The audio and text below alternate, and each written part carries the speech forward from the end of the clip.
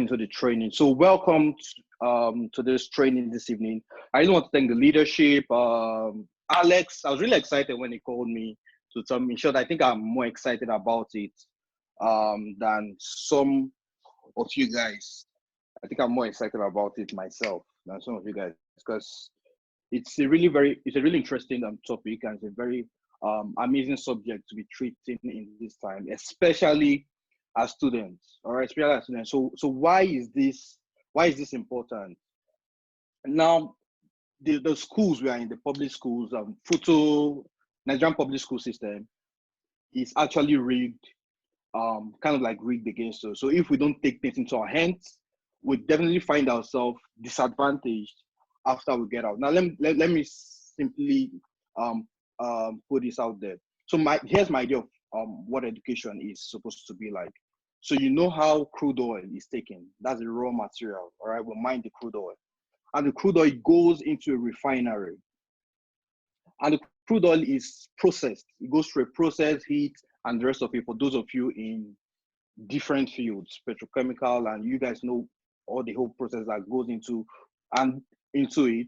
And different products comes out of that process. So you have fuel, you have diesel, you have Vaseline, you have everything, the lubrication fluids that you use for vehicles. So you have different things come out of it. But if you take that raw crude oil, if I give you that raw crude oil, if you don't have the ability to refine it and to process it, trust me, at the end of the day, that crude oil I've given you is useless, because you can't use it for anything. You can't use it for your generator, you can't use it for your gas, you can't use it for your car, you can't use it for anything. But if I give you a gallon of fuel, let's say I give you 25 liters of fuel in this COVID time, so everyone is at home, and probably NEPA isn't showing you too much love. If I give you 30 liters of fuel, you're going to rejoice, because it's going to be useful to you. It's going to add value to you. So if I give you gas, the same thing with that. But if you don't refine that crude oil, you're not going to get this end product. It's the same way education or our school system is supposed to be. Now, those end products, they come out to solve a problem in society. But on the other hand, so that's what the school is supposed to do. You're supposed to go into the school in your raw form. Oh, you have this talent, you have this dream, you have this skill, and all that. And you're supposed to come out at the end of your stay in school, primary, secondary, tertiary education, just like you are in right now. You're supposed to come out of it, and you're supposed to be adding value to the society. You're supposed to be solving a problem. You're supposed to come out sure of, okay, this is the next problem I am supposed to tackle. This is what I'm supposed to deal with. This is where my gifts are applicable. This is where this and this apply. All right. But tell me, how many people graduate from school knowing exactly the problems they're supposed to solve? We have thousands of graduates who are not unemployed, but they are unemployable because they don't have the relevant skill sets to solve the current societal problems, which is why this training is very, very important. So you need to be able to adjust your compass. So you're in school now, and you feel you have the freedom and all that. So trust me, coming out of school and realizing that you use the 5 years or the 4 years that you spent in university to achieve nothing is painful, because you're going to come out and you're going to have to go through that process again. And either you're going to pay for it, or your parents are going to pay for it, or the company that is wonderfully nice to you would have to retrain you again in order to be able to add value. So why not cut short that journey? And right from when you're in school, you are able to position yourself in such a way and manner that you're relevant in today's world. So we're in COVID times. Everybody's talking about going digital. Everybody's talking about technology and the rest of it. And we think it started just now. It started a long time ago. It's just that it became obvious now. And trust me, at the end of this training, we're going to talk about so many wonderful things.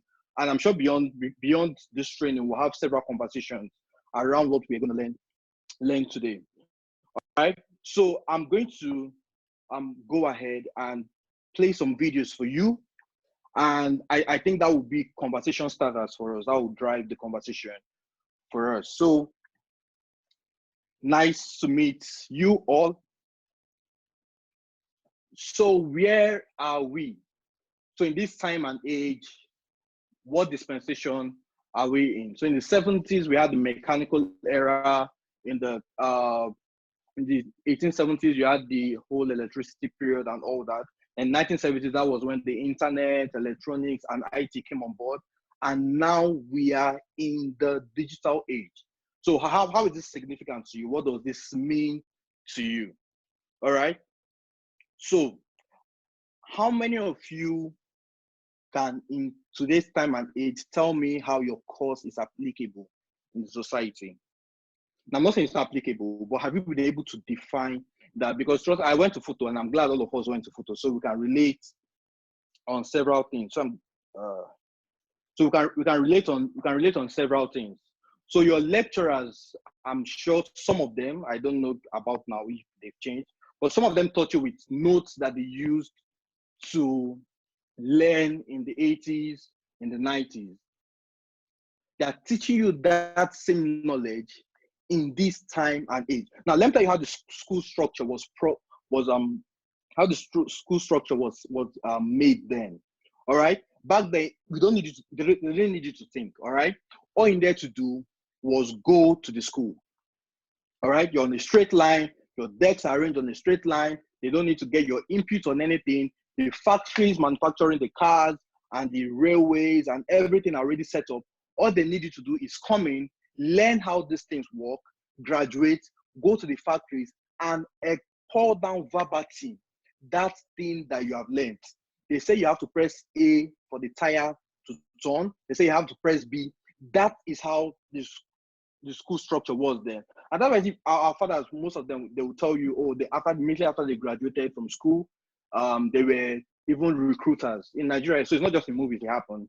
Even Nigeria here, immediately after school, you have a job waiting for you, and you have a car, and you have a wonderful apartment and all that. So it was not a struggle then, because things were already defined. You go out, you come out as a mechanical engineer, as an electrical engineer, as a civil engineer.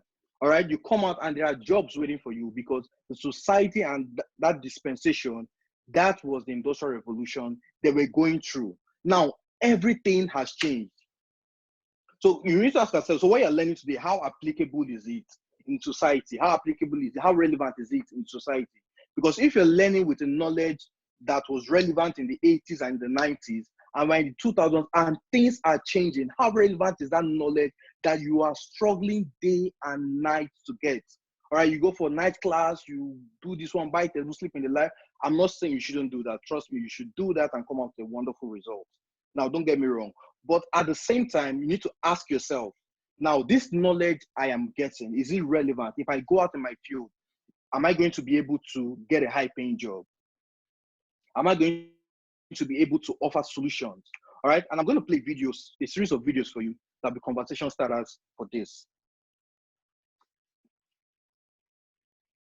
All right. So can you guys see this? When everything becomes yeah, it's better now. Matter becomes mind, and the possibilities become endless.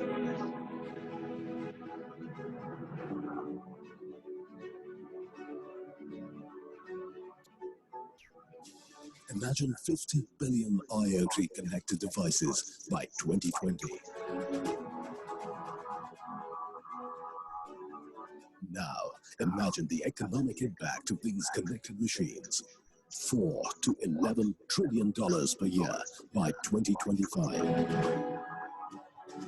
Wearable devices, environmental sensors, agricultural machinery, components in a vehicle, or devices in homes can all be connected to deliver insights and drive transformation.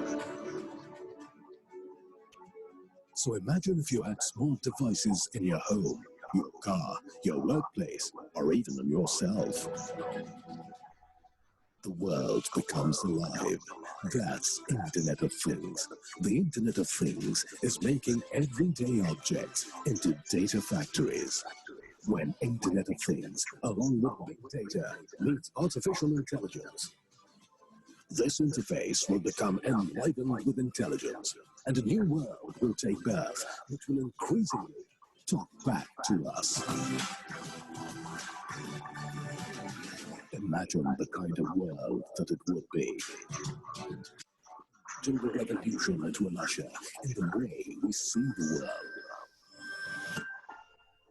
The external world will become the extension of our mind, like an extension of our thoughts.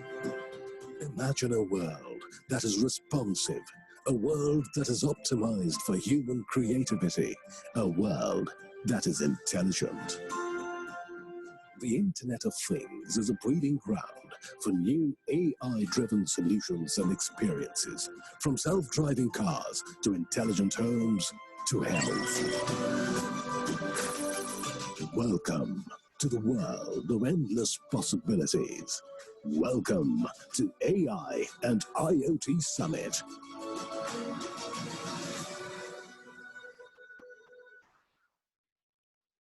That's amazing. Yes, on that one. So before I play this one, let me make them. Before I play this one, this was actually a mind-blowing thing. So the previous was talking telling you about Internet of Things, artificial intelligence. I'm sure you might be wondering, oh, are these things real now? Are they happening now? That future we're talking about, is it 2025? Is it 2030? Is it 50 years from now? All right. So that's why I titled this like the future. So that future we're talking about, is it actually now? Has this thing started taking place? So this is actually an interesting one. And by the time you watch it, you will find out why I said it is interesting. So and this is actually by Volvo. All right, let me share that after the video, please.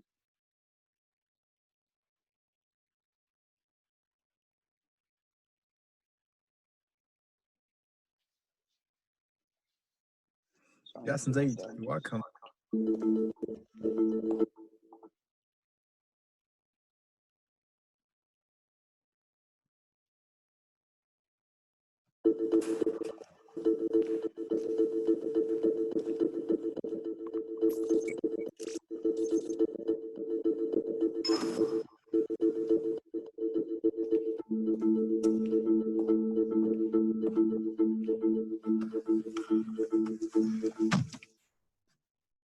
Welcome, Oliver. Glad to see you put on your blue shirt for the interview. Yes, indeed. You're welcome. Are you feeling stressed? Just a bit, you know. Please allow me to play some piano music to make you feel more comfortable.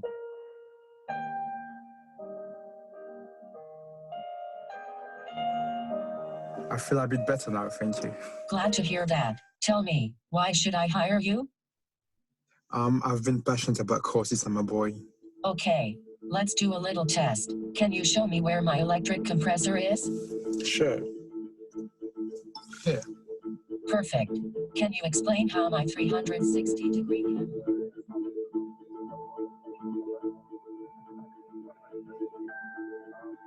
I think I'm going to keep you. Oh, thank you. You're welcome.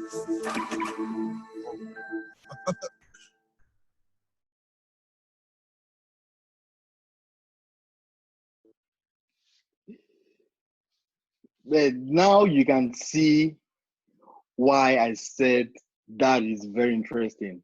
So I actually watched this video sometime last year, and an actual car interviewing the future engineer that is supposed to work on it.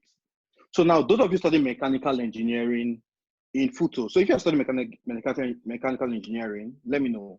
I would like to ask, those of you studying mechanical engineering, all right, so how many of you can attend an interview like this? So just imagine, it's amazing at the same time, but it's worrying if you're not prepared for it. So you think you're just studying for the sake of passing exams and all that. This is where the world is moving into, artificial intelligence. So this is not by an interview of, oh, this person is my father's brother, or this person is my uncle, or whatever. Now, aside from this kind of interviewing people, you also have, if you go on YouTube, see several interviews being conducted by robots, being conducted by artificial intelligence software. So imagine you're going into an interview like this, and it's not about who you know. You're not asking you, oh, do you prefer Chelsea to Man U? I remember been an interview like that. Someone was asking me, do you prefer Ronaldo to Messi? I'm like, I love Ronaldo because I'm a Man U fan. I've always been a Man U fan. So right, and I actually love Ronaldo because it was from Man U. So no matter the club he goes to now, I love that club also because it's Ronaldo. All right, I don't have anything against Messi. I don't actually hate Messi, but then I prefer a Ronaldo to Messi, not because I'm trying to compare who is better, who is not, but because Ronaldo came from my club, and I was wondering why that was significant. Why that was significant to that? I think he also asked me another question. You prefer Mourinho to Pep Guardiola? And I'm like, Mourinho at the time was coaching Manchester United. Someone said like Mourinho. I don't really watch the Spanish league. All right, so I don't really care about Pep Guardiola. So you get so this has moved beyond just that. This has moved beyond. Oh, I know this person. And even aside from that end, all right, you're talking about skills. So now imagine you're aspiring to get into the human resource industry, or you're applying to be a HR. So these artificial intelligence programs, these are robots that are coming in to take your job, and they're even doing it better. Now, if you watch that video again, you will see that the car saw that, oh, it was feeling tense. So these are sensors there. There are several programs that have been written into it. It sensed that it was feeling tense. He said, let me play you a piano song, a piano recording to help you relax and feel better. Now tell me how many interviewers will do that. So you see, these machines are actually doing a better job than we. So if you're going to that HR job, so now imagine this thing becomes full blown. How many people's job are at risk? Now we'll talk about that. I have another video I would love to play for you guys. All right.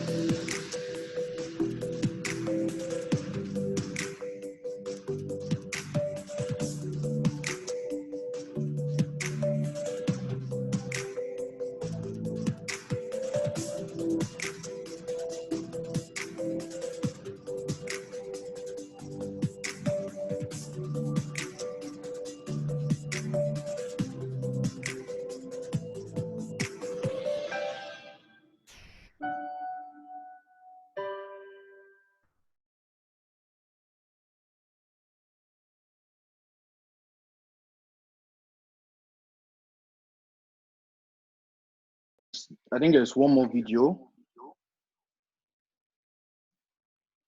Oh, actually, someone for this robotic farming.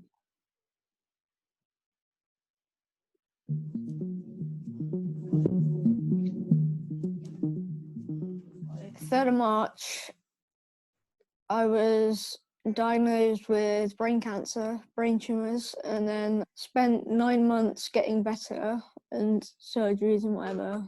After having operations on my brain, it sort of taken away my mobility, so I'm wobbly when I'm walking, and like, I can't run or jump or things like that. I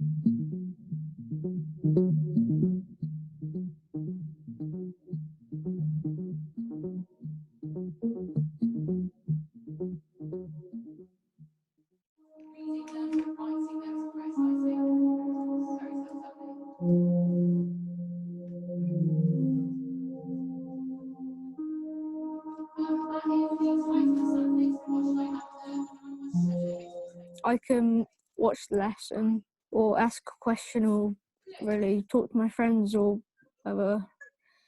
So this is a switch between microphones. So this is, I've got it on normal at the minute. Low is where it's sort of whisper. And then mute is if you don't want to say anything.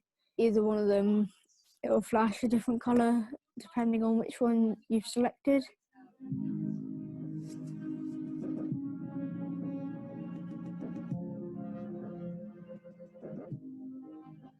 Elliot had been diagnosed with cancer and he'd missed a large amount of school in year 7. And we were trying to find a way to get him some education and to get him keeping in touch with his friends because he'd lost contact with them with the amount of time he'd spent in and out of hospital. So it was just about trying to find a solution so that he could access learning and keep in touch with his mates. AV1.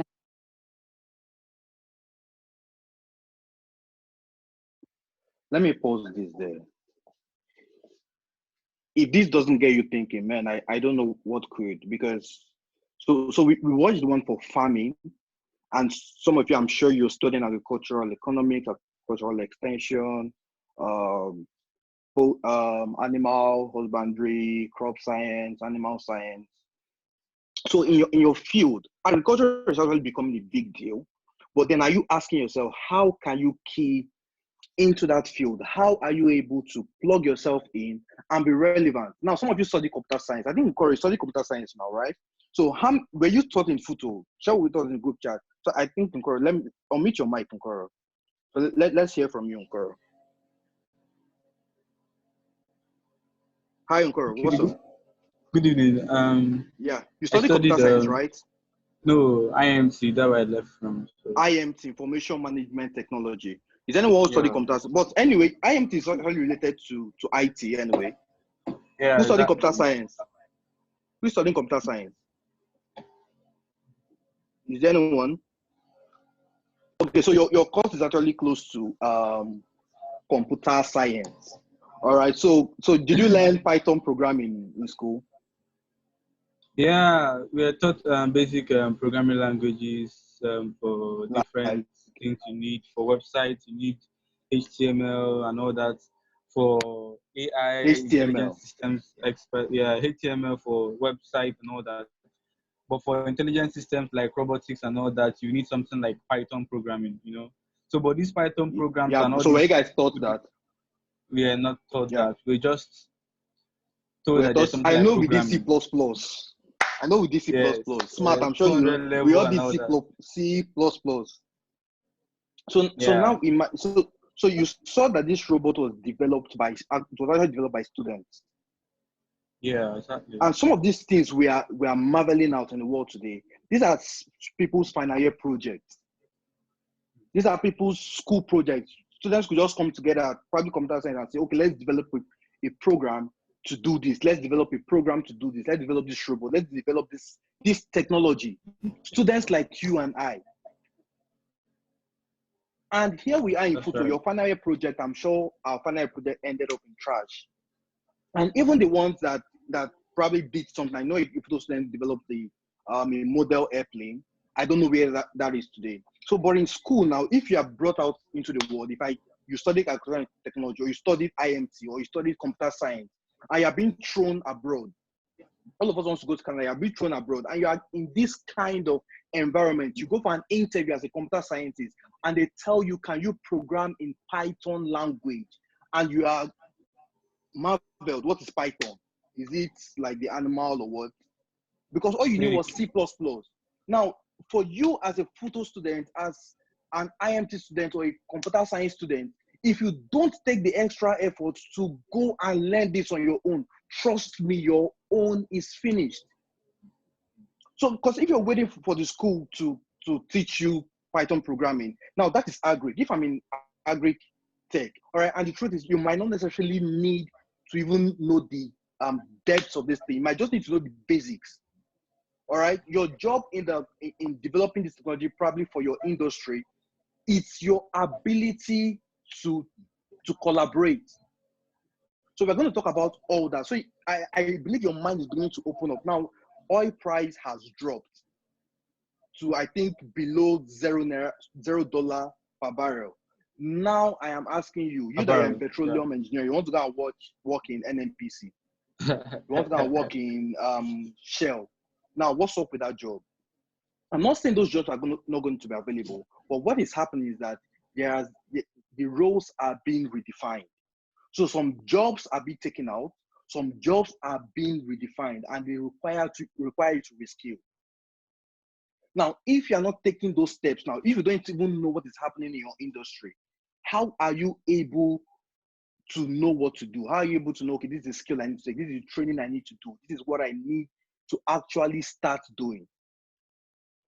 So in medicine, in mechanical engineering, in petroleum engineering, in whatever field, I need to begin to ask yourself those questions. Where is the world heading to? How is artificial intelligence, how is robotics affecting my industry? Now, banking and finance used to be a very wonderful industry. Everybody wants to work in banking. They want to wear that starch shirt and a very wonderful tie. Now, I was speaking with a friend who works in the bank, and she actually told me that their banks are actually closing down some branches, not because they're not making money, but because they want to digitize their bank. And this is Nigeria. I'm not talking about in the US.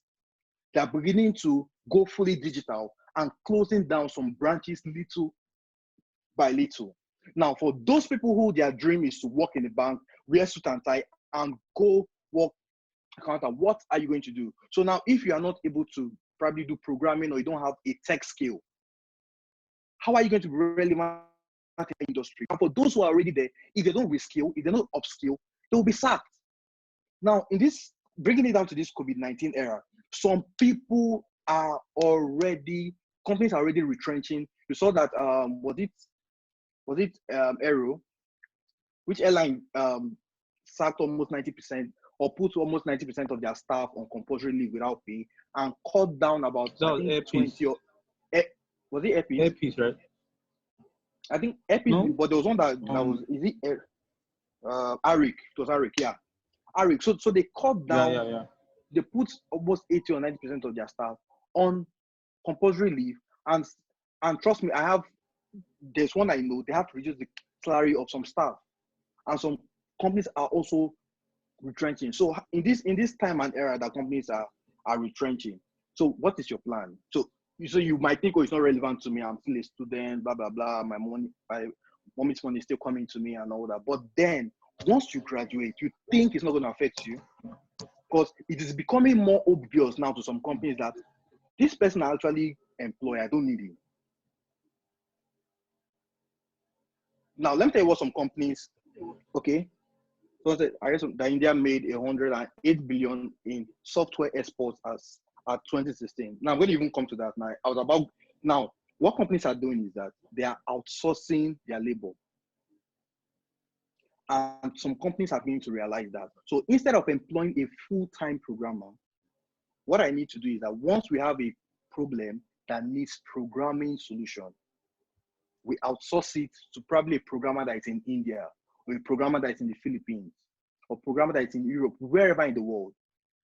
All right. And that programmer is going to work on that project. There's going to be a project manager just for that particular project. There's going to be a project manager. There's going to be sales. There's going to be customer service and all that. And once that project is over, everybody disperses. They pay them, and they cut down on costs. So instead of employing a full-time software developer that will stay in the office and probably just work once or twice a month, they would outsource.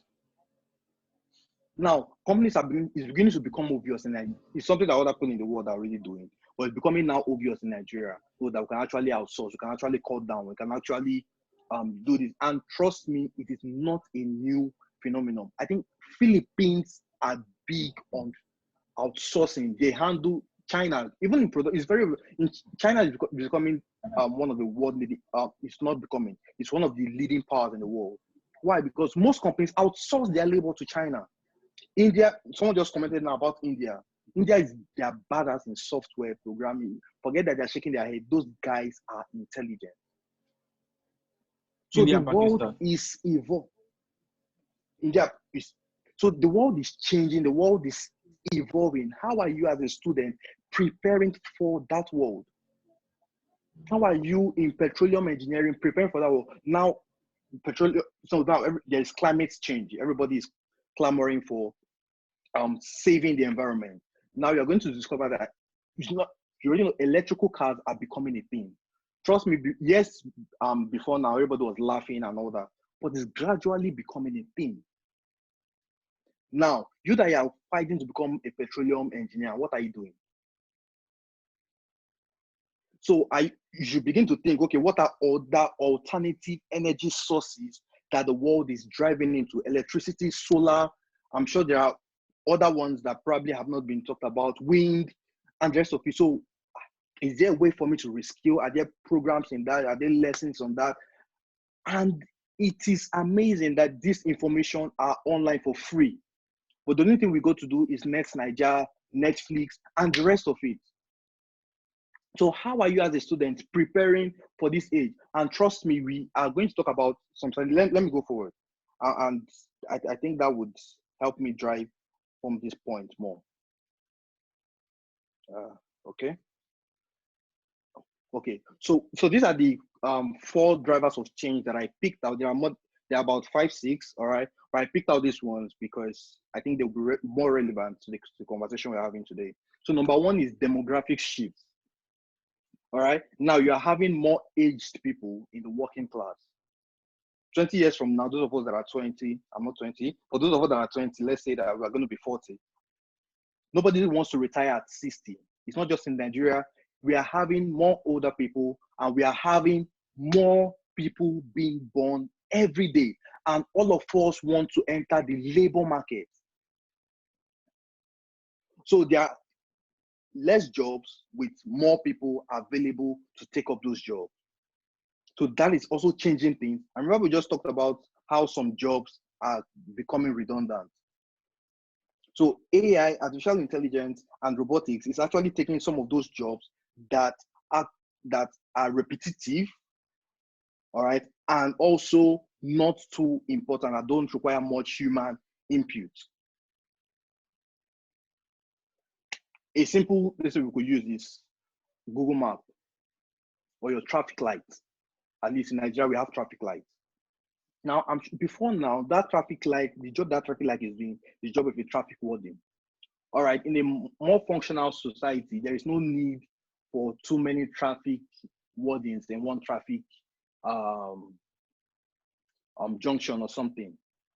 All right, the traffic light have been programmed to work on its own. And trust me, these things are even so amazing that, okay, for example, I work in advertising, and let me tell you this. Now with technology, with programming and all that, we could ping your car each time you pass there's something called geotagging there. So we could ping so probably you pass a billboard, all right? So we can get that data and target you later. So probably we have an advert for, let's say, a brand.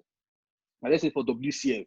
Okay, I'm going to advertise it on the billboard close to Third Mainland Bridge. And you drive past there. There's a sensor on that billboard that will pick up your information. And when you go home, we can target you with an ad on Facebook, on Instagram, or whatever platform we choose. So you can see that these things are already being applied today. So even in advertising, it has gone so much that AI is already taking the jobs of copywriters. All right, they are taking the jobs of writing copy. So there are already softwares that can scan the web and pick out the most performing words and form a well-structured copy that will convert people. You have Google Map, you have what do you call it? You have Uber. Uber, they don't need thousands of staffs. In the office here in Lagos, I think I went there once. The office here in Lagos, they don't have up to 15 staffs in the office here in Lagos. Uber, as big as it is. So you need to begin to think about how these things are changing the way work is done. So you have technological breakthroughs, you have new media ecology. So now we have this platform to talk to one another. We can organize class like this. We have social media. Now, tomorrow, if you decide that you want to start up your own television channel, you can actually do that on YouTube in less than 10 minutes. You want to start your own radio station, you can do that in less than 10 minutes. There are podcasts.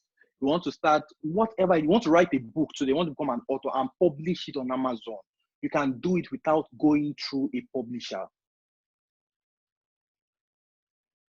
So if you're not able to learn some of these things, and even from school, begin to position yourself for these opportunities, you are going to miss out on a lot. So there's globalization also. So now stop thinking about, oh, I'm just in Foto, I'm just in where, I'm just in Nigeria.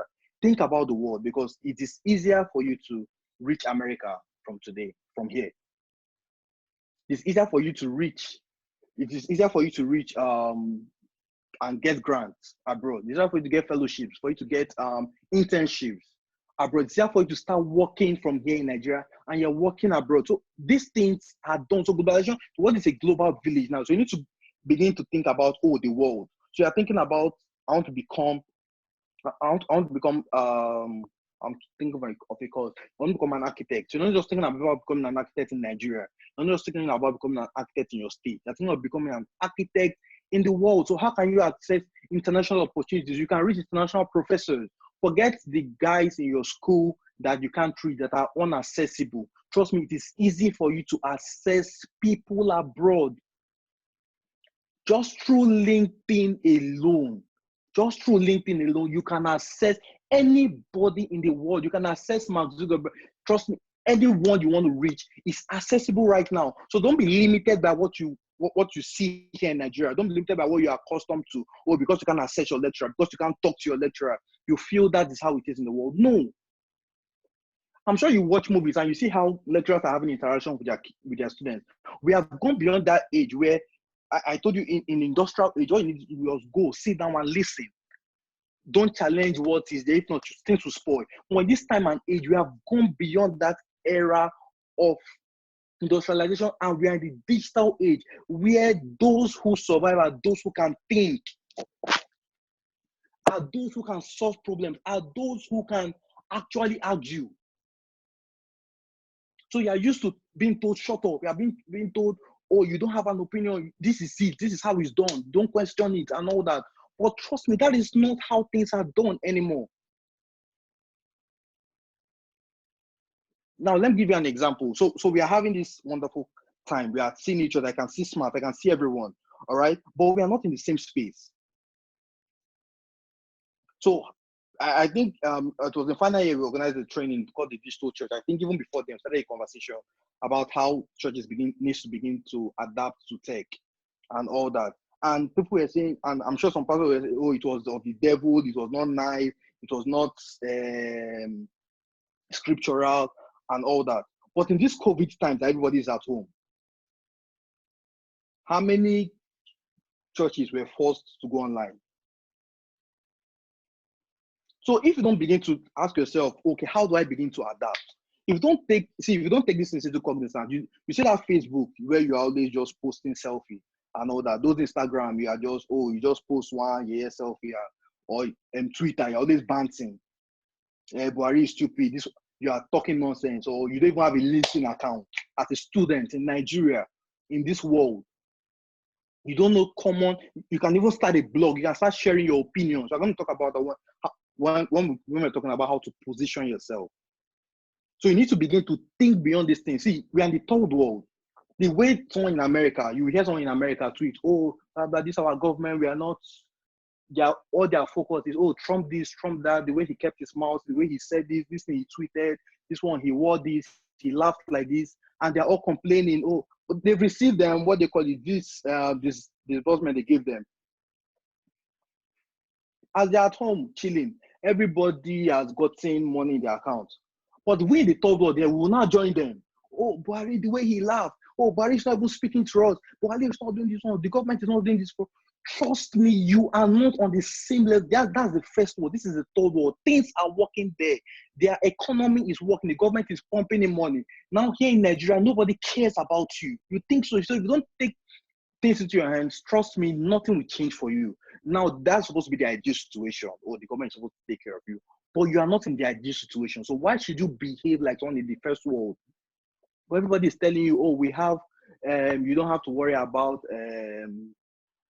whether you have money in your pocket or not, or whether you are getting better in this. Because when the whole lockdown started, everybody was like, oh, make sure you read, make sure you're productive and all that. And so people are like, oh, don't, everybody's pressured already, everybody should relax. And you're in the third world, sister. You're at home, you're a student, right? Now, I'm sure some of you are in final year, you're about to take your exams or whatever, and the shutdown happened. And you're on compulsory leave at home till school resumes. And those in the first world nation are still going on. My cousin just finished her final exam, and she's graduating soon. And you are here still carrying your head. I'm in Nigeria, blah, blah, blah. Buhari is not doing this. I don't need to study and all that. Probably I saw a video of someone, his lecturer was organizing a lecture on Zoom, and he was like, oh, lecturer, don't disturb me, I don't. And we make fun of those things, but the truth is you need to be wise. You need to position yourself. The Bible says about the children of Issachar, I said they understood times and season. A shift is about to happen. How are you preparing yourself? So see, we've moved beyond the era of where we are talking about certificates. I made a first class or I made a 2-1, which is good. It gets you into the door, all right? But now we can do. What skill do you have? Now, trust me, the people who are ruling the world, nobody is talking about their certificates. I'm saying when you told us, so get a certificate. But I'm saying beyond that. So if you come out, what actual value can you have? What problem are you solving? It is those that can solve problems that are rewarded in this time and age. What can you do for me? So you could see in agriculture, now they are building robots that can take care of the farming. They're taking care of harvesting, and they can even do it better than the humans. Because as humans are doing it, their hands will probably scratch the strawberry or scratch the apple, which will damage that particular product. So now they've produced robots with rubber hands that can pluck it perfectly, package it. Everything is automated. So all those people training on how to drive a tractor, you're in photo, you're learning how tractor works. I'm sure, I think I saw some of our guys then, they were learning how to drive tractors and the rest of it. And you come out and you're seeing that everything has been automated. So what are you going to do with that knowledge? How relevant is that knowledge in your field? Now we had the rise of fintech in Nigeria. So you had Piggy Bank, you had, which one was that? I think Piggy Bank later became Piggyverse. You have Cowrywise, you had a lot, and the rest of it. So that disrupted the financial sector badly. Now, people lost their jobs because of that. So if you're not able to reinvent yourself, if you're not able to position yourself, if you're not able to reskill and be ready to learn. Now, I don't really believe in the saying that, oh, probably you were born to be a doctor or you were born to be a mechanical engineer. So those people that thought they were born to operate a typewriter, so people who believe they were born to operate a typewriter. So what's their fate now? So how relevant are they? So all these things that we claim, oh, I'm an engineer, I'm this, we learned them. You're only called a doctor because you went through medical school, you learned everything from the biology to this and that, you learned how to operate, and you were good and skilled. So you were certified to operate on other people, and you were called a doctor. You learned it. So the same way you learned that skill is the same way you can learn another skill. So in your field, don't say, oh, I don't know programming. I don't know anything about data analysis. I don't know anything about robotics. I don't know anything about artificial intelligence. Trust me, you have so much information online that you can actually be an expert in doing that. Now, trust me, the information you're learning about in school today, lecturers are teaching you, they're online. So you need to ask yourself, why am I paying school fees? So you need to be able to reposition your thinking as a student in a third world nation. Because if you don't do that, you come out and see that you're irrelevant and people outside the country are taking your jobs. Because trust me, if I'm an employer, I wouldn't want to pay you to just come and sit down and do nothing. It's not about sentiment. It's not about, oh, you don't like me or you don't. Are you adding value? So you need to think about that. So what does the future hold for us? So you've seen how robotics, artificial intelligence, and all these are changing the way we live, even the way we interact with one another. Now, most people spend more time on their phone than they spend talking to one another. Now, it's a reality. All right, so there's this movie, I've forgotten the name. So what the movie was, so there was like, just like we're on lockdown now, so the world was experiencing a pandemic then, and everybody was forced to be indoors. So, and millennials, as at that, in the movie, as at that time, wanted to look for a way to interact with one another and live a life outside their current situation. So a digital world was created. So in that world, you have an avatar. All right. Through that avatar, there is a whole world there. So you had ATM machines, you could date someone, you could get married, you could get sacked. Just a world of its own. All right. And they've never met each other. So you could actually even be chatting with your neighbor and you wouldn't, like you operated through avatars. And you watch that movie and like, wow, I know that. So it should give me an idea of where the world is going. All right. So I can actually attend and speak in a conference in Ukraine without leaving the comfort of my room. There is hologram now. So are you thinking about even the way it affects education? So there's going to actually be a shift. You might say it has not gotten to Nigeria, but it will get here. So I could only be a lecturer in photo, and I have never stepped my foot in photo. So we can have a classroom set up like this. All of you are watching me. I have my screen behind me, and I'm teaching you, and you are seeing clearly, and you are getting notes. I give you assignment, and everything moves on smoothly, and we don't have to leave the comfort of our room. So you see, everything is changing, and if you don't begin to position yourself, so what I'm doing is trying to give you the background so that you can be able to go out on your own and be inquisitive. Read why. Don't just focus on, oh, you're reading your school books or you're reading what's on Twitter, on Instagram. Trust, I told you, you're in the third world. If you don't take your destiny to your hand, Buhari is not thinking about you. Buhari is not. He didn't wake up this morning to think about, oh, what did Smart or what did Ugochukwu eat today? Does he have anything to eat? Does he even have money and all that? He's not thinking about you. So if you don't take these steps as a person, how are you going to be relevant? All right. Oh, Joe, you're a Canadian. Whatever. Yeah, I'm sure. I'm sure friends are not thinking about you. Anyway, so it's just the truth. So we need to begin to think better, especially because we are Nigeria. And trust me, these things, I'm going to bring up a friend of mine who's going to share with you even how he started in school. All right. And so trust me, he doesn't work. He works from home. He earns his income online and is going beyond that. Trust, you could influence anybody in this time and age. We have 10-year-olds who have an audience of millions of people around the world that they influence. You have people who are way younger than you influencing people, and you're in photo, and you're saying, I'm just a student. So you need to think, how can you be able to adjust? How can you be able to adapt? So we've talked about where we are, we've talked about the past, we've talked about the future. We've seen what the future could be. We've seen what could happen. All right, so we're going to talk about connecting the dots. And I think this is where Smart comes in. So Smart is it's a freelance writer. So I remember in the write-up I shared with you guys, I told you guys I'm going to talk about the gig economy. So, and that has to do with the whole outsourcing and all that. So Smart is a writer. He lives in Asaba.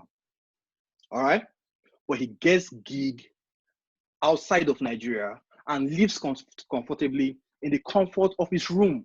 He's not doing Yahoo. He's not pressing his laptop anyway. But he's a writer. Those are remote jobs. I have a friend who teaches people to code and also helps them get remote jobs in Nigeria. So you're a programmer, you're in Nigeria, all right, but you're working for a company outside the country. I also do a remote job, all right. I'm here in Nigeria. I do my normal 9-to-5 job, all right. But then I have a remote job that I do that also gets me paid.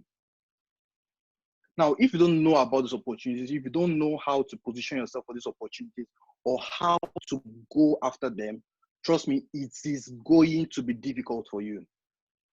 $1 to 1 naira right now is about, I think last week I learned it almost went up to 500.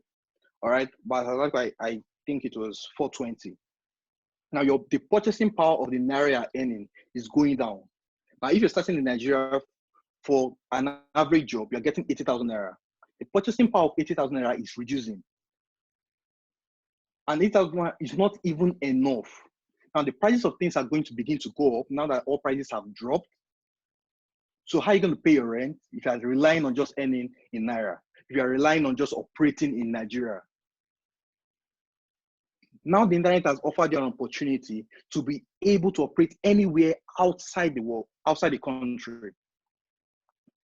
So how can you develop those skills? How can you develop those skills that will position you in such a way that you are living in Nigeria, or you could choose to live anywhere in the world? You could move to Canada, you could move to everywhere, and it doesn't affect your personal economy. So have you discovered, I'm sure some of you have never heard of freelancing, you never heard of Fiverr, you never heard of Upwork, you never heard of any remote working network because you are always on Twitter or probably always watching Brother Shaggy, which there's nothing wrong with that, but then you need to be wise. So I'm going to leave the floor to Smart. He has some things to share with us, and trust me, he's an amazing guy. And he had to take a lot from this for me to get in to share this with us this evening. So Smart, over to you. Hello everyone, can you guys hear me? Can you guys hear me now? Yeah, we can hear you. Okay, yeah. Good evening everyone. Listen, thank you for the things you just said now. I think I learned so much. I don't know if I'm even capable enough to give any lecture today, so I'll just try my best and say something that makes some sense. I hope you guys get something. So first of all, my name is Ojiludu Smart. I was in WCF some years back. I was publicity coordinator, assistant publicity coordinator, and I was under which he was the president when I was the assistant publicity coordinator. So that's how I got to know him. So we have a very close friendship, and I'm happy that at least he called me here today to talk to you guys. So I have some things to say. I don't know. So how many minutes do I have? About 20 minutes. Okay, so I think I'll start off very quick. First of all, I want you guys to understand that I love everything Vincent just said today, but have it in the back of your mind that this is not a get-rich quick scheme. You understand? It's not something that will happen, you snap of your finger and you just start making millions immediately. No, you have to build up a career. You have to build up something. I don't know how, something that will last you a long time. That's the first thing I want you to get to yourself. Then, if you really want to leverage on the internet and make money and meet people outside of your comfort space, I think you really have to get a system. Some of you might be watching this stuff from your phones now, and you may not have a system, but I think you should try and get one, because if you don't have a system, I think you won't really have anything to use to make kind of money you're looking for. This is just the beginning though. Then I think, okay, we can go in now. The first thing is, the third thing is understand that to take you some time to build up something sensible. Vincent are just giving us some tips now on how to probably diversify and learn new things, but it's not going to happen snap of finger. It just happens and you just start meeting people outside of Nigeria. It's not going to happen like that. You have to build up a career. You have to build up something. Yakuda started doing this thing when they were in school. Their fourth year, their third year. I met a guy some time ago, that was like last year, on Facebook. And this guy started making his first million on the internet by 2015. He was in year 2. Right now, I know where this guy is. I just know what he has done. It's because of he had started doing all these things when he was in school. So I think you should start up early and understand that it's not going to happen in a space of 1 month or 2 months or 3 months. It's going to take you time. This is not something that you just do and probably like Ponzi or MMM. You put 100,000 naira, the next month is 400,000 naira you're going to get. No, it's going to take you time. And at the beginning, you might not make the kind of money you're looking to get, but it's perseverance that will keep you and make you to continue doing the things you're supposed to do to get what you want to get. Then the fourth point I have here is, I think if you want to make some money on the internet, if you want to meet people on the internet, if you want to do things on the internet, you have to put yourself out there. You have to promote yourself. One of my friends will tell you, if you don't give it to them, how will they collect it? It's funny. It's something that we laugh about. But the truth is, you have to make people get to know you. Every day, people, let me just tell you the truth. Americans and the white people, those over outside the country, they are really lazy. They are really, really lazy. If you go to, okay, I work on Upwork. Upwork is a place where freelancers go to get jobs. Now, if you get there, somebody will come and meet you. My son has an assignment and I'm tired right now. I need somebody to do it for me for $50. And you apply for a job and the person gives it to you. And it's one small stuff like this, $50 in probably 1 hour. $50 is about 12,000 naira in when you convert it to naira. And you're just taking your 12,000 naira in 1 day. So these people are really lazy. And every day they're looking for people to help them do their jobs. If either being a virtual assistant, you know what virtual assistant is, data science scientists, web designers, they just want people to help them. They're looking for people to give their money to. They wake up each morning looking for people to just throw their dollars on. And if you can position yourself enough to get this thing, I think you will make lots of money on the internet. The thing is that the internet is now the new the new oil. I saw a post on LinkedIn the other day, and they said, I don't know how I didn't get that picture. I should have gotten that picture for you guys. They said you see, I don't know, you see Facebook, you see Amazon, you see sort of large Microsoft, and they were mining oil from the ground. And they just put it there, OIM, the internet is now the new oil. Look at the richest people in the world today. Amazon, Jeff Bezos, he started from the internet. What's this guy's name? Bill Gates, Microsoft, internet. What's the other one? Facebook, internet. Google, internet. You understand? So it's even getting weird to see people that are billionaires off oil money. Most of them are coming mostly from the internet. So if you don't place yourself in that position right now, the world will leave you behind. You might have heard this thousands of times before, but if you don't take action right now, you might just probably be gingered and after some time you go back to your usual life. If you don't take action and do something right now, the world will leave you behind. So you have to be proactive. You have to position yourself. Jason just talked about having a YouTube channel, having a LinkedIn account. What do you do on the internet? You might have heard this thing times and times again, but you don't understand the magnitude until you start to leverage on these things. Before I got into my freelancing job as a writer, I've been hearing that people make money online. It sounded absurd to me. I didn't want to believe it. I was like, who makes money writing online? Who does that? Why should somebody pay me so money to write? But frankly speaking, I'm not trying to be boastful to you guys, but right now I'm expecting 80K from a job I just did for somebody some days back. I don't know if you get that. Like, I'm living comfortably in my house right now. I don't go out. Sometimes in fact, I feel bad that a whole week I don't go out. It's so funny that sometimes I forget it's Sunday and I'm like, okay, today is Sunday. That's how much I've stayed inside the house. I just stay at home and work and make my money because I was able to position myself. My friend, one of my friends I met in photo, he was the one that taught me most of these things I'm doing today. So the internet is built up in a way that money is flowing every day. If you can push in yourself and enter a place, I don't know, okay, let's look at a pipe as an example. Imagine water flowing through a pipe and you put your hand into the pipe, what happens? The water touches your hand, true of course. That's what happens. That's just the way it is. The internet is a pipe connected with thousands of, just a system connected with thousands of pipes. And in all these pipes, money is flowing everywhere. You just stay in your house and you're just browsing, going through IG. But those things you're doing, people are making money from it. It might sound absurd. It might not sound real to you, but I've seen people. Okay, there was this guy I saw earlier last year. I think Instagram blocked his account. He was 17 years old in America. And this guy said before Instagram blocked his account, he was earning up to $4,000 every month by doing what? Posting memes. Memes that you and I laugh at every day. That's what this guy does. And he gets $4,000 every month. He was now crying and talking about how it's unfair how they blocked his account, but IG had blocked his account. So he was like, he was going to start up another account. But I was like, I'm here every day laughing at memes, and this guy is here making money with these memes. It touched me. So you have to position yourself. What do you do? What do you want people to know you for? How do you want people to perceive you on the internet? If I go to your Facebook page now, mine is actually kind of dry. God forgive me, I'll try something about it. But if I go to your Facebook page, I should be able to know something about you. I don't know if you get. I should be able to understand the kind of person you are. If I go to your Twitter, or I go to your Instagram, or your LinkedIn, or probably your Pinterest account, or just something, people should be able to just scroll through and know, okay, this person does so and so, and I want to work with him. I don't know if you're getting the point. Then the next one is, when people here make money on the internet, most of the time they think about probably Bitcoin, Forex, something, others, Ethereum, and whatever. Those things actually make people to get money, but I don't think that is what you should be looking at right now as a student in school. It's true that you can do all of these things if you have somebody that will teach you well, but I think as somebody looking to make money on the internet, you should be able to leverage on value. What can you give out to people? Every day, people come to the internet looking for value. You don't understand how crazy this thing is. I'm on groups on Facebook that people come begging, looking for writers. And when I mean writers, I don't mean any quack person. Because if you write nonsense for them, what they will do to you, you hate yourself. In fact, it's a long story. But if you know something that you're good at, okay, there's a guy I had on Facebook last year. He was my close friend. But you know, really close. We just met on Facebook. Now this guy draws. He draws with pencils and biros, and it's a ball pen. Yes. So this guy drew a picture of Donald Trump and Kanye West. I don't know how he did this. Maybe I'll post the image to your group when I'm through this lecture. And this picture went very viral on Twitter, and Donald Trump liked it. Now, when he liked this stuff, one of the art company in America, they met this guy and they were like, "Can you come over? We'll sponsor you for your whole stay in America. We want you to work with us." This guy came over. Every month, they give this guy $1,000.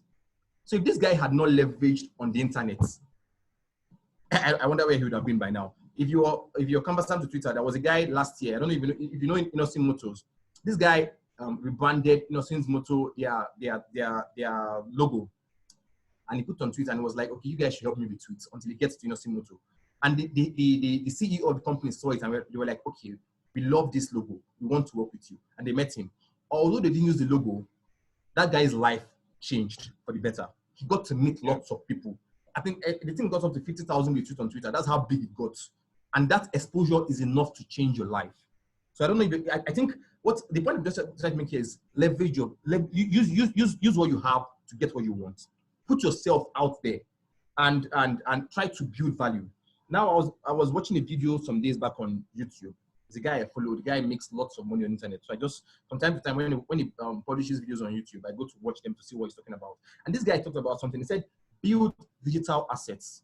It didn't make sense to me because I didn't get what he meant by digital assets. So I continued watching the video, and the guy was like, now as we human beings on the planet Earth, what we're focused about is how to get a new land, how to probably build a house, how to get a car. All these things are assets. But the way the world is going now, you have to get your digital assets. How many websites do you have? How many LinkedIn pages do you have? How many books are you selling online? How many courses are you selling online? Now, this guy that said this thing, last year he made, you might not believe it, but you don't have to believe it for it to be true. He made $100,000 on. That's even small. They're going to make way bigger okay. than that. You understand? But it might sound strange to you if you have never made money off the internet. You might not understand what the concept is all about. So this guy, he sells books. He sells courses. He's a Forex trader. He sells watches on Spotify.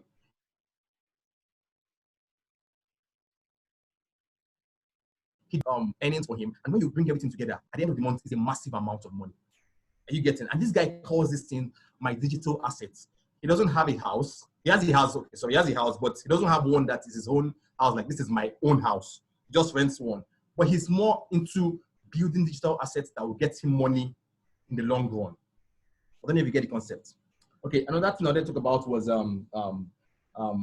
get information.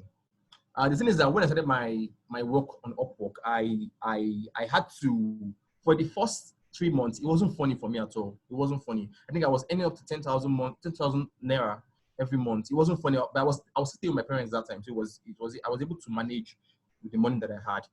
I wasn't getting as much money as I expected, so I had to go and search for knowledge. And when I mean search for knowledge, I had to reduce. In fact, I uninstalled Instagram.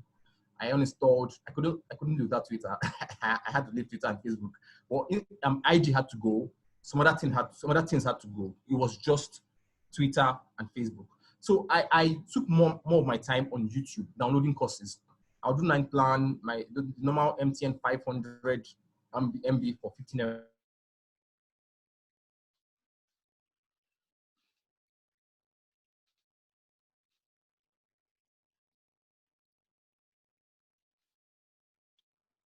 Oh, network.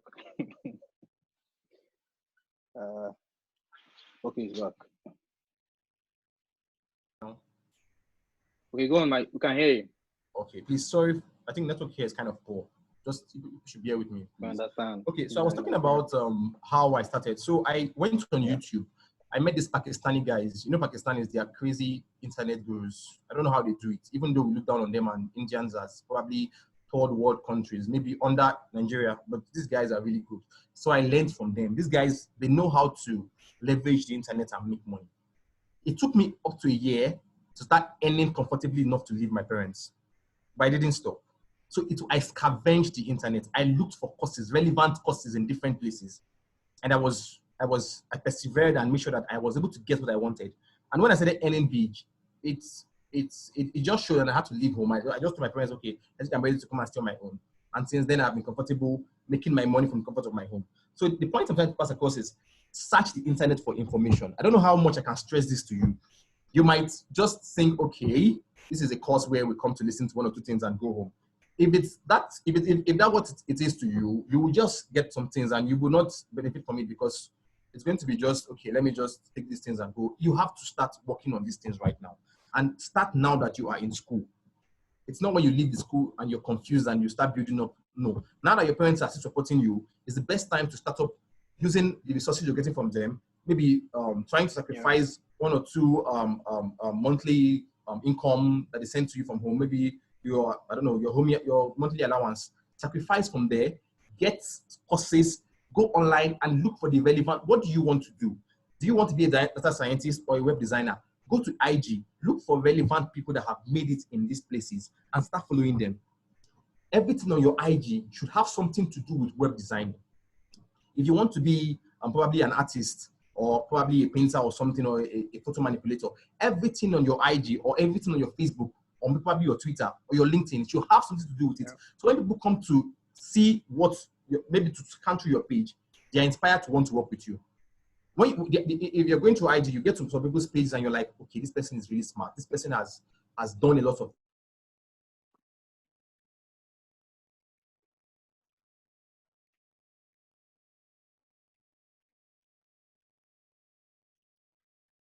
things to stand out. You know that this is what this person does, and that's it.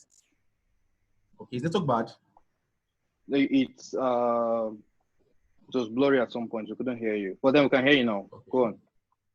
So I think that's the point I've talked about. Okay, I think another thing is if you're going to start up, I think you should don't think about money too much.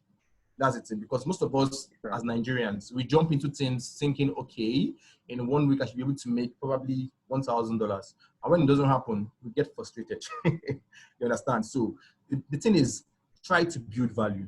Try to build passion for whatever it is you want to do. That's the thing. If you don't have passion for it, you're going to stop at some point because nothing good comes easy. My love for writing, people that know me this year when I was in fellowship, they knew that I was always a writer. I'd always wanted to write. I wasn't making money then in school. I was depending on my parents basically, but I was writing for people for free for their websites and everything. I wrote books for some friends. I wrote stories for people, but it was for free. But I just loved what I was doing. I was enjoying myself. That is why I did not stop. And when the money started coming in, I just enjoyed it. So if you want to start up, don't look at the money. Make sure that your major aim should be on building value. How can I better myself as an individual? How can I get people to if they pay me for a particular service, I will give them value for what they want. I don't know if you're getting the point. So I think that is that for that. Then probably I talked about social media accounts. You should be able to use your accounts to build yourself on the internet. You talked about some young boys who are. There's a young child last year on YouTube. The highest earning person on YouTube was a boy of 8 years old. If you think I'm lying, you can go and Google. I don't know the guy's name, but just Google it on YouTube. He earned $22 million on YouTube last year. Guess what this boy does? He cooks with his mother in the kitchen, and that's what he just posts on YouTube. And this guy earned $22 million. You can go when you finish, when we're through this course, you can go and just and read about the boy. So when I saw that in last year, that was end of last year, I was mad. I was like, how did this boy get to this level at 22? You might think probably he's because it's outside the country, it's easy for him. Emanuela that we laugh at her jokes every day. Emanuela, the one from and her uncle, whatever. What's the name of your uncle? But you know Emanuela now. My view face, whatever. Yeah. If you go to our YouTube page, McAngel Comedies. Thank you very much. If you go to our YouTube page, you see 5 million views, 4 million views, 3 million views. How did she get there? As a Nigerian views child more than even some artists. Exactly. Somebody like probably Emanuela, they will release a video, and in 1 week she hasn't gotten up to 1 million views. But this girl, in 2 days, she's hitting 1.5. How did she get there? Leveraging her skill. I know her uncle must have played a big role in getting her to where she is today. Yeah. But that guy is really, really smart. I don't know how he did it. If he can do it as a Nigerian, you can do it too. Last 2 years, I think the girl was in Australia and she won an award for best child comedian in the world. And I think it was $400 they gave her as the award. That's something. So you have to build up yourself. You have to put yourself out there. Ask yourself, if it means you paying for promoted ads, to pay for ads that will push you out there, make the world get to see you. Make the world get to see you. Stop hiding in the corner of this corner of the earth. If you feel maybe you're in Aba or in Taraba, me as I am here in Delta, I just talked to somebody on the internet today. She's from Ukraine, for crying out loud.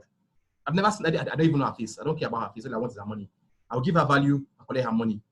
I talk to people in Canada. I talk to those in Indonesia. Any place from the world. I just stay here in my house. And outside in the world, I'm getting to meet people and do jobs for them, and they pay me. That's how the world is going now. So if you don't put yourself out there to make money, to get these people to know you, you'll just waste your time on the internet and be angry that people are making money, but you're not making money, which won't make you, it just frustrates you and you get more angry.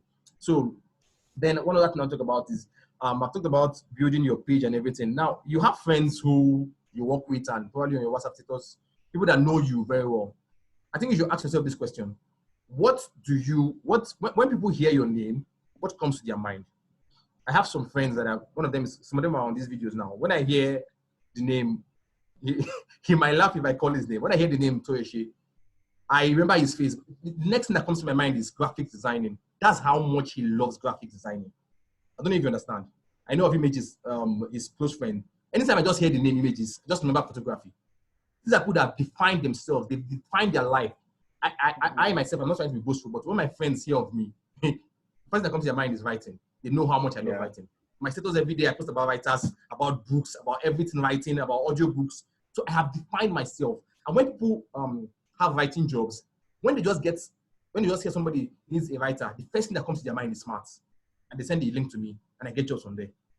So you have to build yourself. Push out an image that you want people to see about you. Not when people think about you, when they hear your name, Ruth. Nothing comes to their mind. Ruth is not Ruth.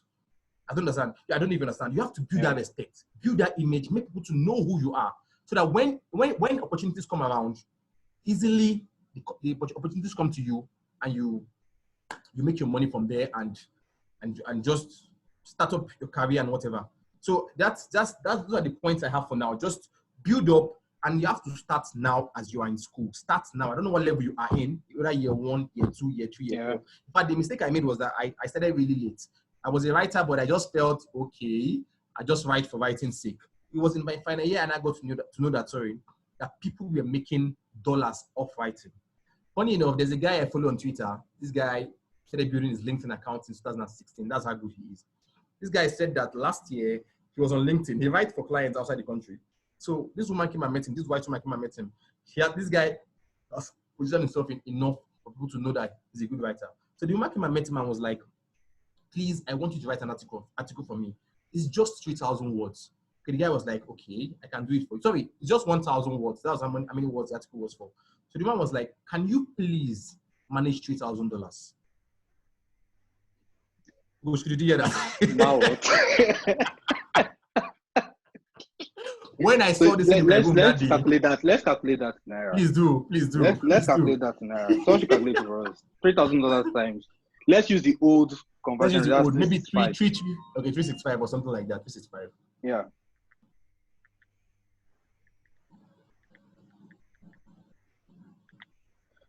There's my calculator. Okay. Joe said all these people men.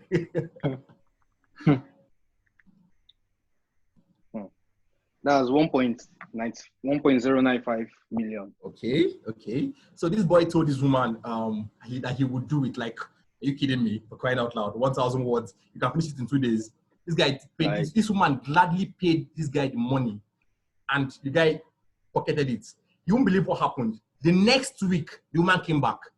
That please, don't be angry. We cannot increase this money. We want another article of 1,000 words. This $3,000. Can you manage it again? I know the point is that they think they're taking advantage of you, but they don't know actually. By the time you convert it to your own, exactly. Do you get? There are people that come to me on Upwork, and I'm going to write probably a book of 10,000 words for them, because I write books on Upwork and articles and content development and whatever. So they come and meet me and they be like, I want you to write a 10,000 word book for me. I can finish that in probably 7 days. And they're begging and they're like, can you take $400? Can you take $300? And I'm like, the fuck? Please give it to me. I'm going to gladly take that money and I'll help you. So you understand? So these are people that have positioned themselves. Outside there, I'm going to say it again, these people are lazy. They are lazy. They each day they look for people to give out their money to help them. That's why you have babysitters over there. You have people that will clean your lawn, people that will come and they just want people that will work for them. This is somebody will come and say he needs a virtual assistant to help him type a document. And the document is probably like maybe just 4 pages. And he's giving you $200. Just imagine. So if you don't position yourself to get these things right now, I don't know when you want to do it. We're all growing old. You understand? So I learned this thing when I was in final year, and it was already late. I felt it was late at that point, but I had to start up because I had seen my friends earning from this big time. So I just had to join them, and from there it blew up. So finally, I think the last thing I'll talk about is probably the G factor. We are in fellowship, so you have to put God into everything. You pray and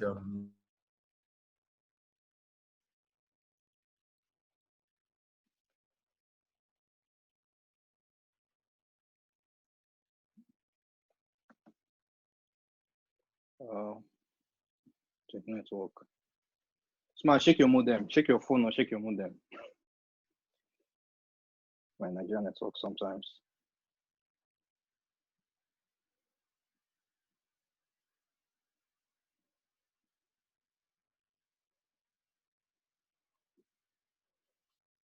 So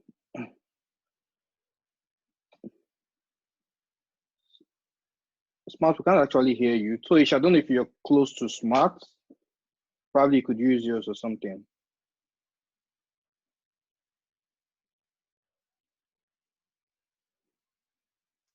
Okay, it's back.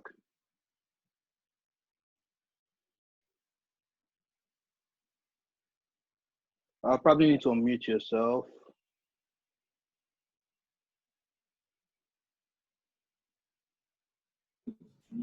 Okay, we can hear you now. We can hear you now. Okay. When was the last thing you guys heard? Let me know how much I blabbed without you guys hearing me. You know, you're not blabbing at all. What was the last thing you guys heard? Let me know where I'll start from. I think we established the LinkedIn guy now, the guy that made $1 million from.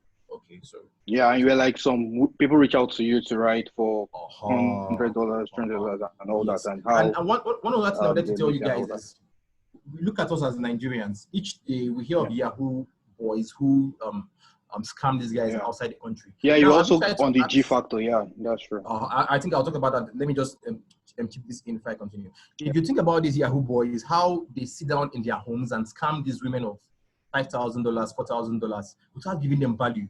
But these women gladly give out this money. Try to think about you yourself with your own value. How can you make money from this? Do you get the point? If these people can just scam this, forget the G plus that they say they use charm, forget that one, yes. But there are still people that do this without any charm, and they just use their sense and get money from these guys. In my interaction with these people outside the country, I discovered that they have lots of money. They have lots of money to do crazy things. So if you can just position yourself to get this money from them, you hit it big. So the G factor I was talking about, I think we all know what I'm talking about now. As regards, you have to put God into everything. You have to pray. Those guys in the Yahoo world, they put in their own charms. If you pray to God and use, what's that? Can you guys hear me? Yeah, we can hear you. Can you guys hear me? Yeah, I can hear you. How many minutes have I talked to? About 20. Can you guys hear me? Yeah, we can hear you.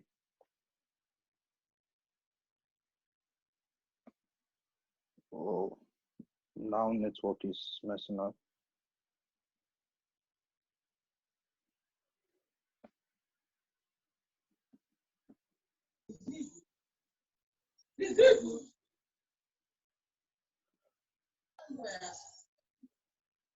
Smart. So if I'm smart, I don't know. Could you use yours if yours is working fine or something?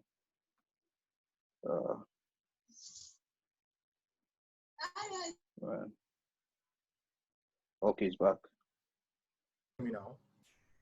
Yeah, we can hear you. Can you guys hear me? Yeah, sure. Can you guys hear me?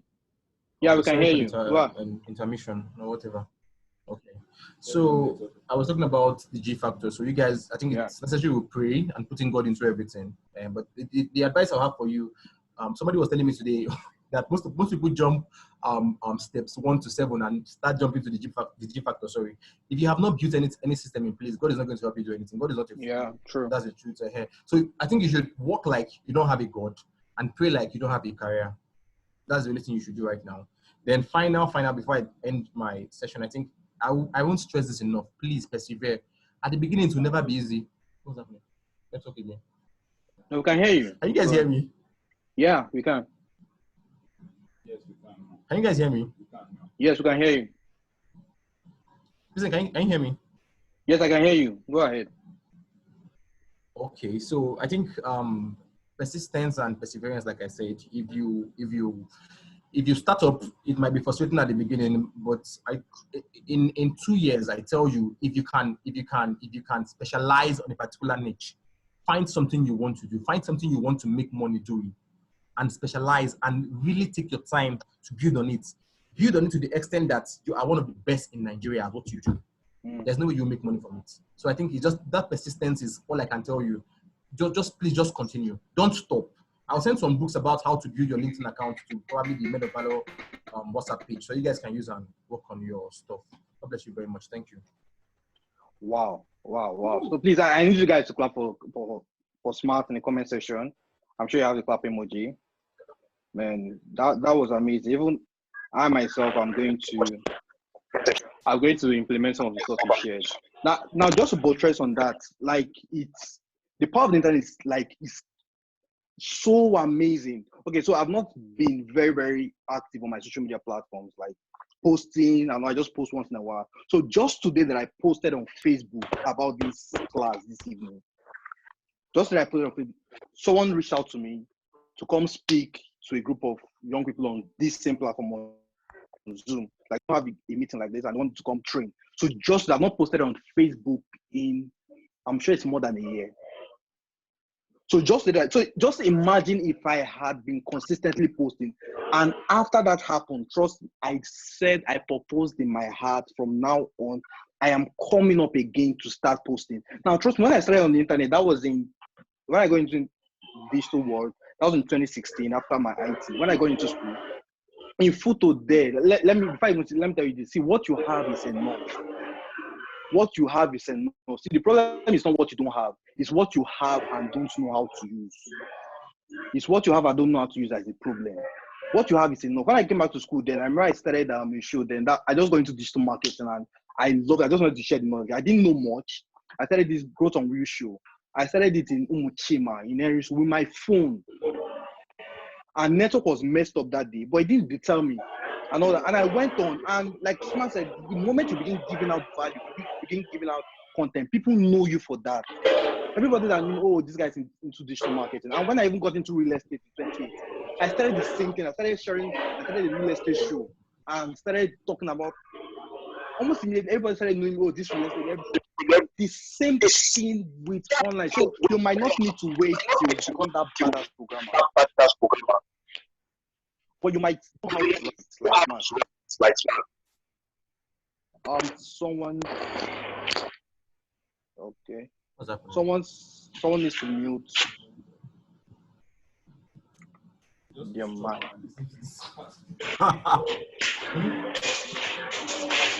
Okay. So give me a minute. All right. So you need to know. So like I said, you might not know how to write, or you might just, what you know is how to design graphics like Toyoshe. There are people making mad money from writing. The same way Smart is making money from Upwork with writing. You could make money on Fiverr with graphics design. And trust me, some of these things, there are softwares out there already doing it. All you need to just go pay for those softwares and learn how to use them and use them to offer these services. There are people that are getting writing jobs that don't know how to write one bit. There are people that are getting social media management jobs that don't know how to do anything. They don't know graphic design. They are using Canva. There are softwares that do animations. There are software that do very great video production. I mean animations, what they call these doodles and the rest of it. There are softwares that do it. So why not get that skill and start where you are? So you might say, oh, I need to learn the next big thing. I need to learn the next big thing. But that one that you have learned, that one you know how to do, have you been able to position yourself in such a way that people will reach out to you? And trust me, this we are talking about positioning, branding, and all that is simply communicating your value to people. That's all. Of course, have a fine picture as your profile picture, just like you have Smart's picture here. Have a fine picture, know how to write your profile, and just give out value. And all you need to do is probably just take your phone. Remember when I was doing motivational Monday, this one, that one. And trust me, some of the things I shared, I sometimes before that period of time, I don't know about them. So I probably would just go online, read an article, or get a few points, and just hold my phone, oh, hi guys, and share. It's as simple as that. Now you have video editing software. You have apps. I use InShot sometimes for my video editing. But along the way, I got some of these skills. I know some of these skills that you are thinking that are big, or they are difficult. They are things that in no distant time from now, they are going to become like every necessary skill you need. Just like probably as you're writing your CV, you might write, oh, I'm a team player, I'm this and that. They are going to become some of the elementary things you need.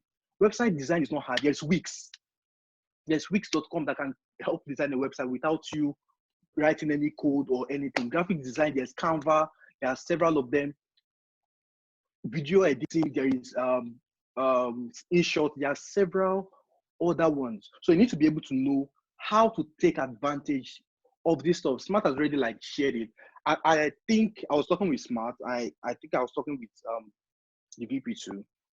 See, I would love for Smart to organize a class where we go into details. So we're not just talking about just him sharing the general overview. He's smiling. So organize a class where he goes into details. Oh, shows you how to create an Upwork account, or the fundamentals you need to know. Okay, how do you bid for a job? How do you the payment system? How do you brand yourself? How do you position yourself? This one and that one. Everything that has to do with writing and freelancing. And the funny thing is, you can also take these stuff and apply them in any field: graphic design, animation, website design, or anything. I really love that. I think if you love that, I think you should like comment, and it's something we could do. But if you don't want, trust me, it's something I still want to do with Smart. And I mentioned in the write-up I sent to you guys, something called the knowledge economy. So now, after you specialize in a skill, just like I'm going to use Smart as a case study now. And trust me, people are doing this. And I want to do this also for myself. So for some time now, I'm just reluctant online and all that, just on the low key. But now I want to come back with full force and take things to the next level, all right? So let's use Smart as a case study. So Smart knows how to write. He's already making some income on Upwork. He's already getting some cash. He's in Asaba, living his best life. Now, another way Smart can monetize that is creating an online course. An online course. So he creates an online course on how to succeed on Fiverr, or let's give the title, because how to succeed on Fiverr. So how do we do? Everybody already knows he writes and he's successful. So what we can do is to get people to actually know that Smart can do this. All right, we organize a webinar like this. We run Facebook ads. Facebook ad is not hard. It's the simplest thing you could do. So you hear some of these things, you think they are difficult. Run Facebook ads. Get people to register. Now, this one, we didn't run any ads. See how many people are on this live.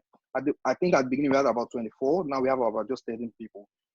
All right. So we run ads on this. We get people to register. And we have a class like this where Smart comes and tell you all these wonderful things that are true. Now, some of you, I'm sure you want to learn how to earn on Fiverr or from school, or how to earn from Upwork from school. And you pay him to teach you. So at the end of the webinar like this, we tell, oh, there is a course that will teach you how to do this, everything you need to know. We offer you templates. We tell you all the softwares you could use. We tell you how to brand yourself on LinkedIn, how to position yourself on this. We have a support group, and we package the program. Now, for this, so let's say you guys are students, you can say, okay, go for 5K or 10K. But trust me, I currently know someone that is selling a course like that for 25K at least. And I'm sure that people will sell for more. So now imagine 10 people pay 25K. let's say 5K, 10 people pay 5K. How much is that? Now imagine 100 people. And he was talking about digital assets. This is something you can leave. And years from now, you are earning. Anybody that means, oh, Smart, I need you to teach me how to write or how to work on Upwork. I have a course, pay for it. And now you might think this is far-fetched. I'm sure, I don't know if you've seen the ad, this masterclass ad. You have Timbaland teaching music production. You have another top celebrity teaching acting, one teaching magic, one teaching how to sing, how to write. So it is not something that is out of this world. It's something you can do. And the internet is making it. So let me give you a few examples. So in this lockdown season now, so nobody can go to the gym. Right? I had a gym registration, but I can't go to the gym anymore because everybody's on lockdown. Now, people are taking gym classes on Instagram, are taking gym classes online. Now, for someone who is a gym instructor who doesn't know how to position himself online as a gym instructor, how is he going to end during this lockdown season? Oh, you're a gym instructor, you think you can't monetize your business. You can create an app with different programs. Oh, you want to build your bicep, this is a program for this. You want to build your muscles, this is a program. You want to lose weight, this is a program. And you have different programs, different levels. So you create an app, you might not know how to do it. Outsource it. Collaborate with someone that knows how to do it and get it done. And people download your app and pay subscription monthly or yearly to take each of those programs. You know how to do makeup. Now everybody's at home. Nobody can go to a makeup artist. Now, and people have to probably attend meetings online, have to go train like this, especially the ladies. Teach them, on your Facebook or Instagram live. We'll teach them how to simple makeup tricks, or your YouTube channel, or short videos on Instagram. Oh, simple makeup tricks you could do at home by yourself. But just touch up. And then you can later introduce them to a bigger version of your course, probably how to do makeup. So the possibilities are endless. And what you have is enough. Trust me, what you have is enough. We can't talk about this. We can't exhaust talking about this. So what are some of these skills you also need to get in this time and age? All right. So aside from this other stuff we shared about knowing how to use social media, knowing how to get it. So these are some other skills you should learn. Adaptability. So you should be able to adapt. You should be able to be flexible. All right. So things have changed. Okay. Can you be able to go from being a totally specialized web designer to probably also doing graphic design? Are you that flexible? Okay, this no longer works in the company. There is a new program that people need to learn. Okay, just for example, for someone who was used to working with C++, all right, and Python came on board, all right, can that person be flexible enough to adapt to that change and reskill or upskill? Now, in this new economy or in this new time and age, there is no stoppage to learning. So we graduate from school and we are happy, oh Lord, no more night class, no more this, no more that. But trust me, we are in the time and age where you must continue learning. I'm sure there are courses Smart still pay for up to this time. There are places, where he shared with me, where you could get some of these courses for free. Now, as students, you should be able to get access to these courses. But there are places, I think, is it Pirate Bay? Am I right? I think you said Pirate Bay. So that's where you could get, I think he gets some of these courses for free. Now, the student might not be able to afford some of these courses that are expensive, but you need to be able to be resourceful, to be able to know where you could get some of these stuff for free. Be resourceful. Now, I don't stop learning. Okay, yesterday they paid us the money for our IT. So for those of you who have gone on IT or yet to go, don't worry, 3 years after your graduation, West, they'll pay you. So we got 15K alert yesterday, and I was very happy. Oh Lord, wonderful. You get so Smart. I don't know if you've gotten yours. I know Joel has gotten his also. All right. But then immediately after less than 10 minutes after I got it, I needed to pay for a book that I've always wanted to get. Now, Smart, you've not gotten yours. Sorry. So anyway, you need to be able to keep learning. There are courses, I pay for courses, I pay for books, even when I'm broke. And it's a habit that started right from when I was in school. You need to be inquisitive. You need to be hungry for knowledge. Now you need to have problem-solving skills. All right. So you have a problem and your idea is, oh, I can't solve this, and you go, no. In this new time and age, everywhere you're going to work, you need to be able to solve any problem that comes up. Even if you can't solve it, go to Google. There sometimes, see, I'm a self-taught web designer. I can design website, but not like to the extent of like some professionals. But if I want to create, I have created several websites for myself, or for business for some business that I do. I created a website for myself, and some of this stuff I learned it on YouTube. I learned it on Google. Oh, something is to me. How can I use Visual Composer? How to use Elements, or how to do this, or how do I to the minutest things? You could Google it. All right, you need to be creative. People who are creative are the ones that are going to be in demand now. All right, so now that robots and AI are coming to take some of the redundant work and automation is, so we need people who can be able to think. We need people who know there's something called design thinking. So you need to go and Google that. There's something called critical and analytical thinking. There's data analytics. All right, so now we are getting to an area where there's so much data.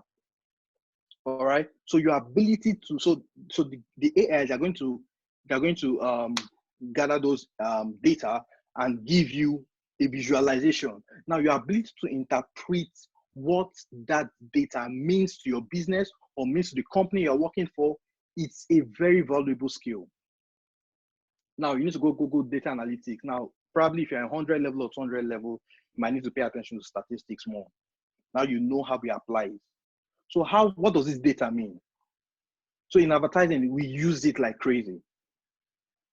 So your company is saying, oh, we sold so and so number of products in this place. We sold so and so number of products in this place. But in that same place, we didn't sell up to that amount last year. So what changed? What caused that spike? Or we sold more in January than we sold in December. What happened? Or we sold more in this particular state than we sold in this particular state. So how can you interpret those data? What do they mean for your business? So that's very, very key. Emotional intelligence too, very important. Go and read about this stuff. Go and, they have books online. So you could one thing I do, you could subscribe to audiobooks apps. I use Scribd. All right. So even if I don't have time to read the physical copy, I use Scribd audiobooks. So I'm always with my earplugs. So before I start driving to work, when I used to use Keke or whatever, I'm always my earpiece. So those 30 minutes, 45 minutes that I'm en route, I use my earplugs to listen to books, to learn. And in school, you're at home now, you have so much time on your hands. So why not make use of it? So leadership skills also. So for those of you in school who probably shy away from taking responsibility, you don't necessarily need to be in leadership and fellowship to do things. You can be a unit member and be so active and take leadership roles and express your leadership ability. Trust me, leadership in school, in photo, made me who I am today. It gave expression to most of the things that I do today. So don't joke with it at all. Don't joke with it. So you need to learn digital skills. We talk about branding, social media management, how to create videos, so you're also a writer.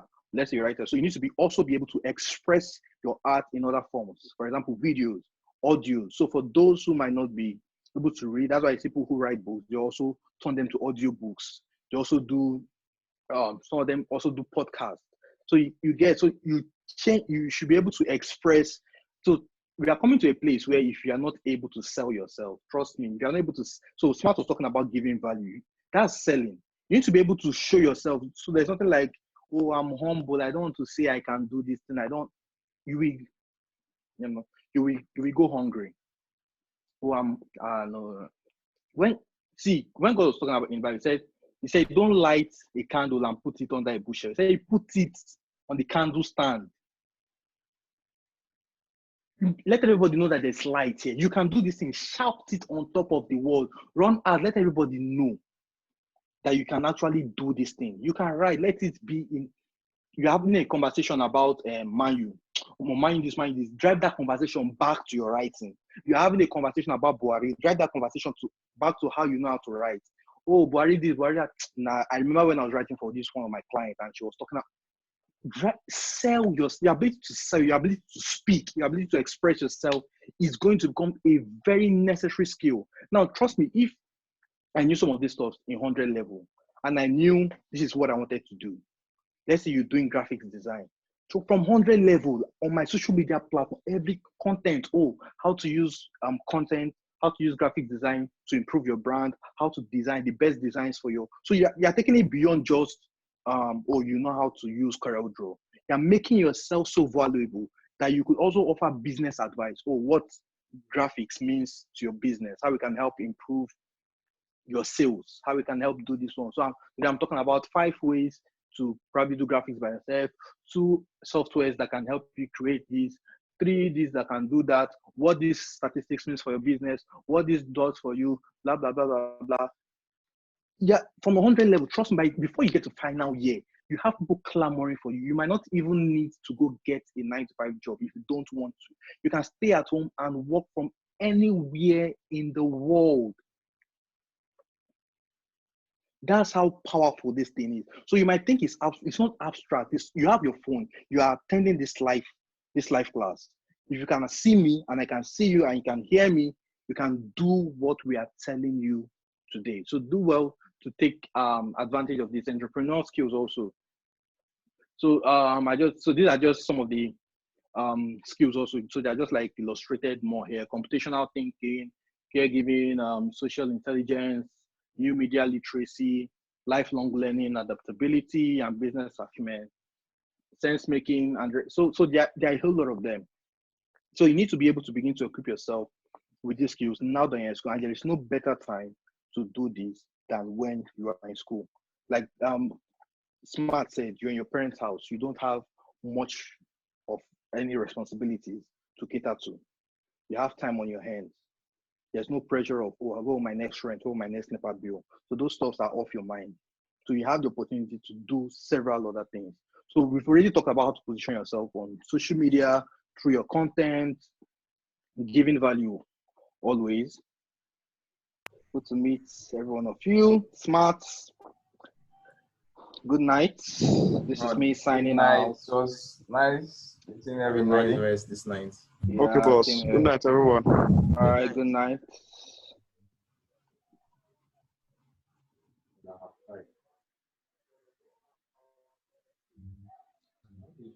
Sorry, the recording. Yeah. So I'll share the link. I'll figure it. I'll share the link with Alex, and I'm sure you guys will have recording. Okay. So, okay. You all have a wonderful night rest, and see you guys later. Thank you, sir. Really appreciate your presence. Yeah, I appreciate you too. Thank you.